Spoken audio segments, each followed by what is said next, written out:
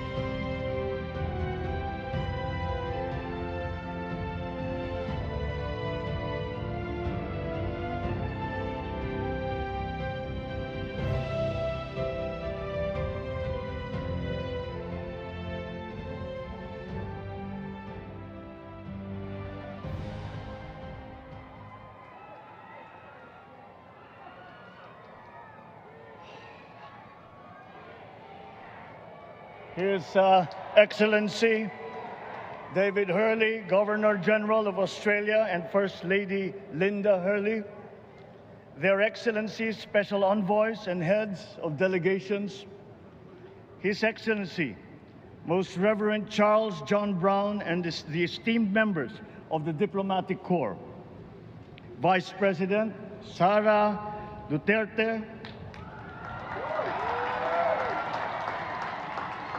President Fidel Ramos, President Joseph Ejercito Estrada, President Gloria Macapagal Arroyo, Senate President Vicente Soto III, and the honorable members of the Philippine Senate, House Speaker Lord Alan J. Velasco, and the honorable members of the House of Representatives, Chief Justice Alexander Gesmundo, and the honorable justices of the Supreme Court, of course, First Lady Lisa Araneta, and my children, Alexander, Sandro, Simon, and Vincent. I cannot proceed without a special greeting, of course, to the former First Lady Imelda Romualdez Marcos.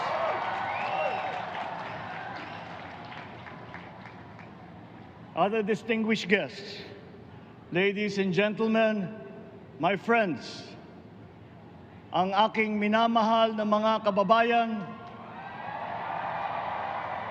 magandang tanghali po sa inyong lahat. This is a historic moment for us all. I feel it deep within me.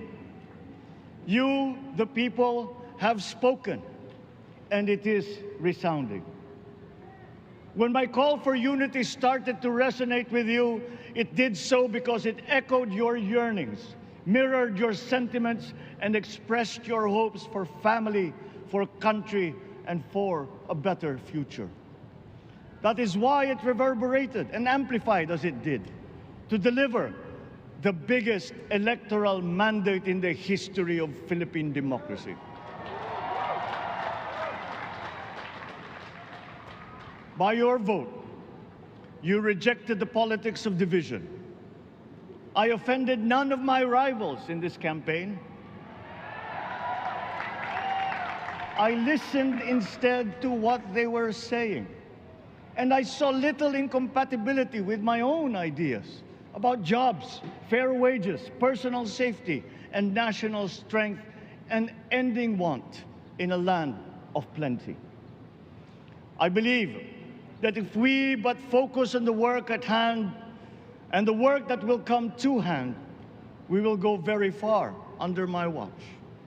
You believe that too. At pinakinggan ko ang tinig ninyo na ang sinisigaw ay pagkakaisa, pagkakaisa, pagkakaisa. We will go farther together than against each other, pushing forward, not pulling each other back, out of fear, out of a misplaced sense of weakness. But we are the furthest from weak. The Filipino diaspora flourishes even in the most inhospitable climes, where they are valued for their quality. The changes we seek will benefit all and will shortchange no one. I was not the instrument of change. You were that. You made it happen. I am now. You picked me to be your servant, to enable changes to benefit all. I fully understand the gravity of the responsibility that you've put on my shoulders. I do not take it lightly, but I am ready for the task. I will need your help. I want to rely on it. But rest assured, I do not predicate success on the wide cooperation that's needed. I will get it done. I once knew a man who saw what little had been achieved since independence in a land of people with the greatest potential for achievement, and yet they were poor. But he got it done, sometimes with the needed support, sometimes without. So will it be with his son. You will get no excuses from me.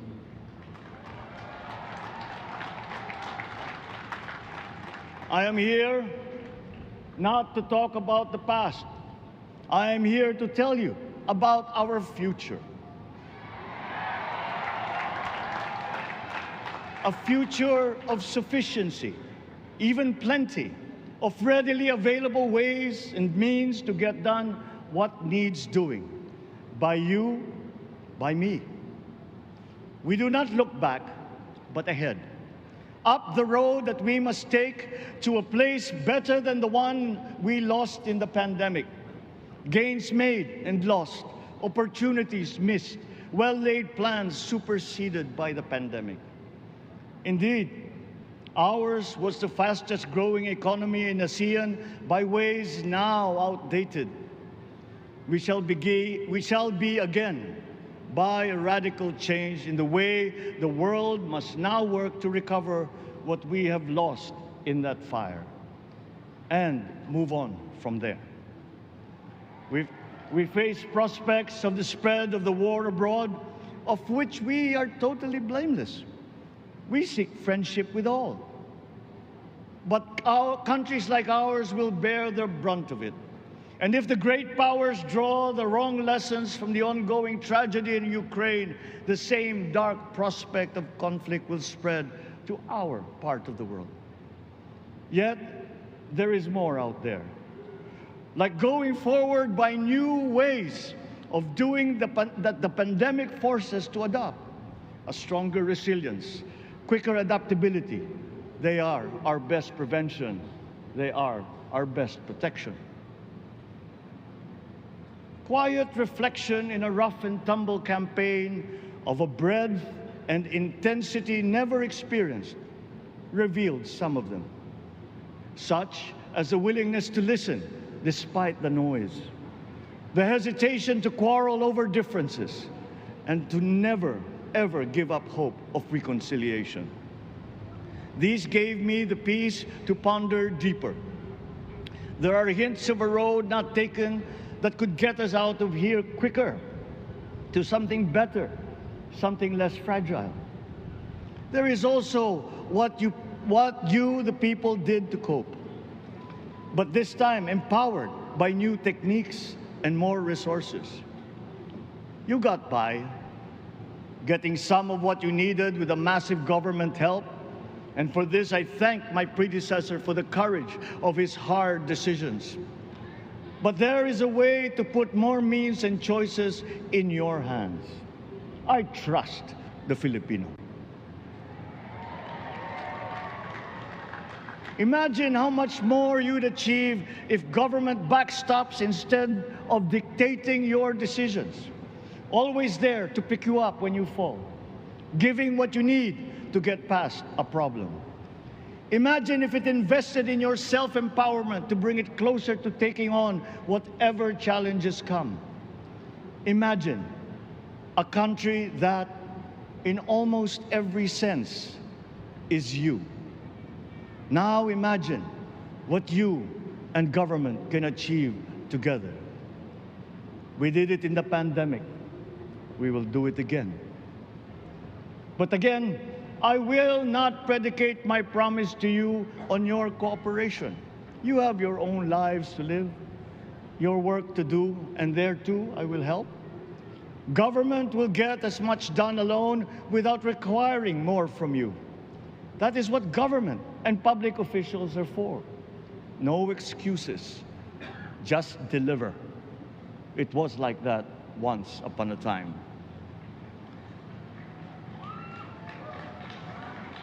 I did not talk much in this campaign. I did not bother to think of rebutting my rivals. Instead, I searched for promising approaches better than the usual solutions. I listened to you. I did not lecture you who has the biggest stake in our success. And the forthcoming State of the Nation will tell you exactly how we shall get this done. In this fresh chapter of our history, I extend my hand to all Filipinos. Come, let us put our shoulders to the wheel and give that wheel a faster turn to repair and to rebuild and to address challenges in new ways, to provide what all Filipinos need, to be all that we can. We are here to repair a house divided, to make it whole, and to stand strong again in the bayanihan way, expressive of our nature as Filipinos. We shall seek, not scorn, dialogue. Listen respectfully to contrary views. Be open to suggestions coming from hard thinking and unsparing judgment. But always from us, Filipinos. We can trust no one else when it comes to what is best for us. Past history has often proven that. Solutions from outside divided us. None deepened our understanding. They were always at our expense. Never forget, we are Filipinos. One nation, one republic, indivisible. We resisted and never failed to defeat foreign attempts to break up our country in my father's watch. His strongest critics have conceded that. So let us all be part of the solution that we choose. In that lies the power to get it done. Always be open to differing views, but ever united in our chosen goal. Never hesitating to change it, should it prove wanting. That is how agile, resilient republics are made. Our future, we decide today. Yesterday cannot make that decision anymore, nor can tomorrow delay it. The sooner we start, the surer and quicker the prospect of achieving our future. These are troubling times. What's happening to others can happen to us, but it will not. We see what's happening. We are witness to how it is being stopped, and we have seen the glory that crowns struggle against all odds. Giving up is not an option. We've been through times of bitter division, but united, We came through to this when it shall begin again, but better. The campaigns I've run have taken me here where I stand today. I listened to you, and this is what I have heard. We all want peace in our land. You and your children want a good chance at a better life in a safer, more prosperous country. All that is within reach of a hard-working, warm, and giving race. Your dreams are mine. Pangarap nyo ay pangarap ko. How can we make them come true? How can we do it together? But I will take it as far as anyone with the same faith and commitment can, as if it depended entirely on himself. Sa pangarap na maging mapayapa ang ating bansa, ang pangarap nyo ay pangarap ko. Sa pangarap na maging maunlad ang ating bansa, ang pangarap nyo ay pangarap ko. At sa pangarap na maging mas masinang ang kinabukasan natin at ng ating mga anak, ang pangarap nyo ay pangarap ko. We are presently drawing up a comprehensive, all-inclusive plan for economic transformation. We will build back better by doing things in the light of the experiences that we have had, both good and bad. It doesn't matter. No looking back in anger or nostalgia. In the road ahead, the immediate months will be rough, but I will walk that road with you. The pandemic ravaged bigger economies than ours.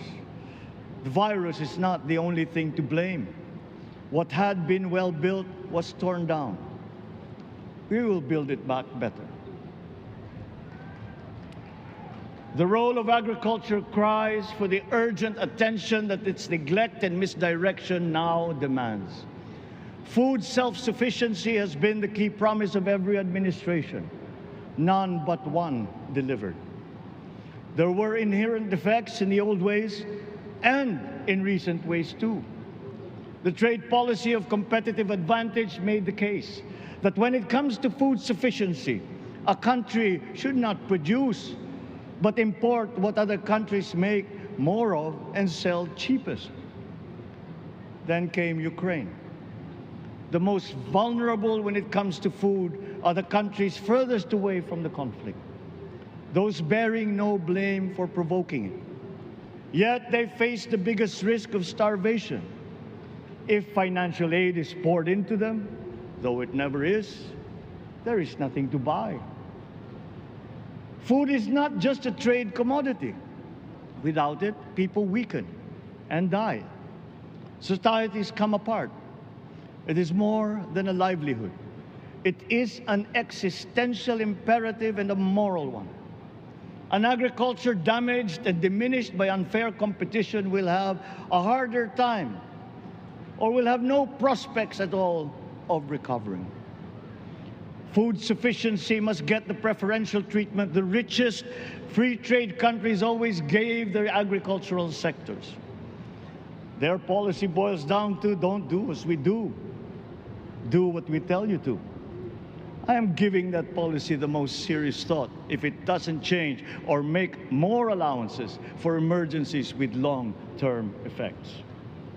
There is a parallel problem in our energy supply. Sufficient fossil fuel-free technology for whole economies has yet to be invented. And it is not seriously tried by rich countries. Again, consider the response of the richest countries to the war in Ukraine. But surely, a free world awash with oil can assure supplies. Or we will find a way. We are not far from oil and gas reserves that have already been developed. What we teach in our schools, the materials used must be rethought. I am not talking about history. I am talking about the basics, the sciences, sharpening theoretical aptitude and imparting vocational skills, such as in the German example. alongside the national language with equal emphasis and facility in a global language, which we had and lost. Let us give OFWs all the advantages we can for them to survive and to thrive. Our teachers from elementary up are heroes fighting ignorance with poor paper weapons. We are condemning the future of our race to menial occupations abroad. Then they are exploited by traffickers. Once we had an education system that prepared coming generations for more and better jobs. There is hope for a comeback. Vice President and soon-to-be Secretary of Education, Sara Duterte Carpio, will fit that mission to a T. We won't be caught unprepared, under-equipped, and understaffed to fight the next pandemic. To start with, we never got over the pandemic of poor, if any, free public health. The last major upgrade of a public health system, exemplified by the resources poured into PGH, predates the current shambles by 3 generations. Our nurses are the best in the world. They acquitted themselves with the highest distinction abroad, having suffered even the highest casualties. With the same exemplary dedication at home, they just got by. They are out there because we cannot pay them for the same risk and workload that we have back here. There will be changes starting tomorrow. I am confident because I have an OPLE in my cabinet. There were shortcomings in the COVID response. We will fix them out in the open. No more secrets in public health. Remember, I speak from experience. I was among the first to get COVID. It was not a walk in the park. My father built more and better roads, produced more rice than all administrations before his. President Rodrigo Roa Duterte built more and better than all the administrations succeeding my father's. Much has been built, and so well, that the economic dogma of dispersing industry to develop the least likely places has been upturned. Development was brought to them. Investors are now setting up industries along the promising routes built. And yet, the potential of this country is not exhausted. Following these giant steps, we will continue to build. I will complete on schedule the projects that have been started. I'm not interested in taking credit. I want to build on success that's already happening. We will be presenting the public with a comprehensive infrastructure plan. 6 years could be just about enough time. No part of our country will be neglected. Progress will be made wherever there are Filipinos, so no investment is wasted. The recovery of Philippine tourism, with its emphasis on accessing nature's beauty, I am sure will exceed expectations. And bigger is not always better, but there's something to be said for economies of scale. And yet the country invites investments in fast-rising industries with quick returns and inflicts irreparable damage for future generations. We have yet to see large-scale practical solutions to pollution, though some are beginning to emerge. But there are tried and proven new ways of mitigation. Blades have been turning over the sand dunes of Ilocos Norte, harnessing a power all around, but unseen, long before this day. I built them. The rich world talks a great deal, but does a lot less about it than those with much less, but who suffer more death and destruction from climate change and lack of adaptation. We will look to our partners and friends to help the Philippines, who, despite having a very small carbon footprint, is at the highest risk. First, spare victims than help them recover, and move on to lessen the harmful impact of climate change. We too have our part to play.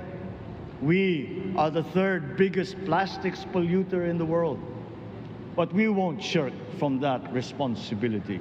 We will clean up. You will not be disappointed, so do not be afraid. With every difficult decision that I must make, I will keep foremost in my heart and in my mind the debt of gratitude I owe you for the honor and responsibility that you have conferred on me. Whatever is in a person to make changes for the better of others, I lay before you now in my commitment. I will try to spare you. You have your other responsibilities to carry. But I will not spare myself from shedding the last bead of sweat or giving the last ounce of courage and sacrifice. And if you ask me why I am so confident of the future, I will answer you simply that I have 110 million reasons to start with. Such is my faith in the Filipino.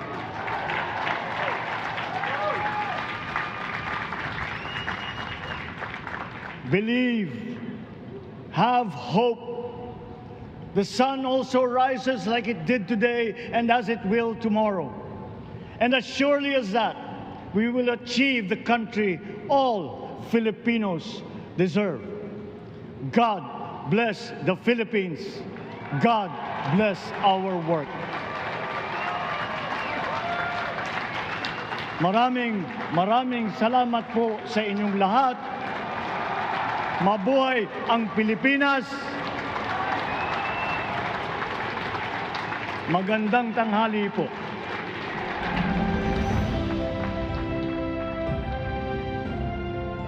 Excellencies, ladies and gentlemen, the President of the Republic of the Philippines, President Ferdinand Romualdez Marcos Jr.